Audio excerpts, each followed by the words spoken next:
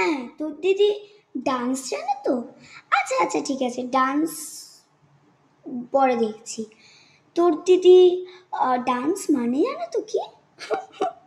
চাশমিশরা করবে ডান্স, আর চাশমিশের দিদি বলবে বিয়ে। ডান্স মানে জানে তো।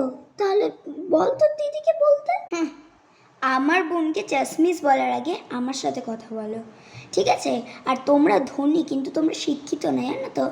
যারা গরিব হয় তাদেরকে চাশমিশ বলে বলে খ্যাপানোটা বন্ধ করো। আর যারা গরিব হয় তারা আমি বলবো ভালো, ঠিক আছে? আর যারা এরকম ধনী তারা শিক্ষিত না, আর তারা পাগল, ঠিক আছে? আর যারা গরিব, হ্যাঁ ঠিক আছে, বেশি পড়াশোনা করিনি কিন্তু তাই বলে ডান্স মানে জানবো না তাই তো না। হ্যাঁ, ডান্স মানে হচ্ছে নাচ, ঠিক আছে?